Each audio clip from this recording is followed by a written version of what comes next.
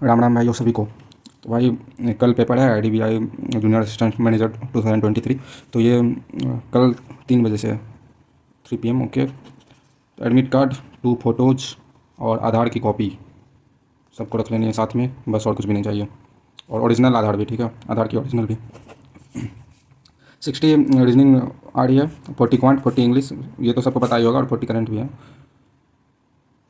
Sorry, 60 current है। मैंने एक भी मॉक नहीं लगाई इधर असिस्टेंट मैनेजर और एग्जीक्यूटिव की। जूनियर असिस्टेंट मैनेजर की तो थी ही नहीं। मैंने SBI PO pre practice mock से लगा रखी है थोड़ी बहुत, तो उसमें भी मार्क्स आ नहीं रहे थे अच्छे। बाकी मेंस लेवल की मैंने इसकी मॉक नहीं लगाई, मैंने मेंस लेवल की एक भी। तो बाकी मैंने जो सोच रखा है कि पहले मैं रीजनिंग करूँगा, सब में इक्वल टाइम दूंगा, 30 मिनट्स ईच।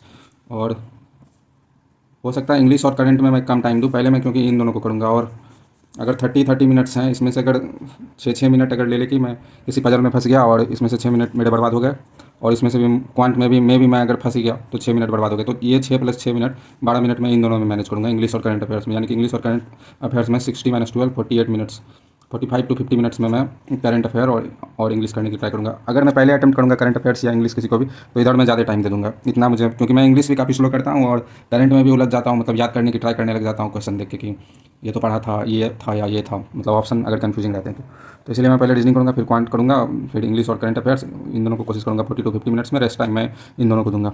मतलब सीधे निकलते जाना है भाई। जो भी मतलब इजी क्वेश्चंस दिखेंगे, देख के तो समझ में आ ही जाता है कि ये मेरे से हो जाएगा, तो उनको करते हुए निकल जाना है इन दोनों में। बिल्कुल मिक्सअप करके करूँगा मैं रीजनिंग और क्वांट, बिल्कुल मिक्सअप। मार्क फॉर रिव्यू कर दूंगा, अगर ज़्यादा टाइम लगेगी किसी क्वेश्चन में, रीजनिंग के पजल में लगेगा कि ये टाइम टेकिंग है देख कर, उसे मार्क फॉर रिव्यू कर दूंगा। फिर आगे बढ़ जाऊँगा क्वांट में, फिर जैसे सिंप्लीफिकेशन वगैरह खोजूंगा, क्वाड्रेटिक ढूंढूंगा, इन सबको ढूंढ के पहले करूँगा, फिर उसके बाद आऊँगा वापस रीजनिंग में। फिर बाकी इंग्लिश और करंट में तो जितना होना रहेगा होगा, और जितना नहीं होने का रहेगा नहीं होगा। और करंट भाई मैंने पढ़ी है, मतलब ऊपर ऊपर से ही पढ़ पाया मैं।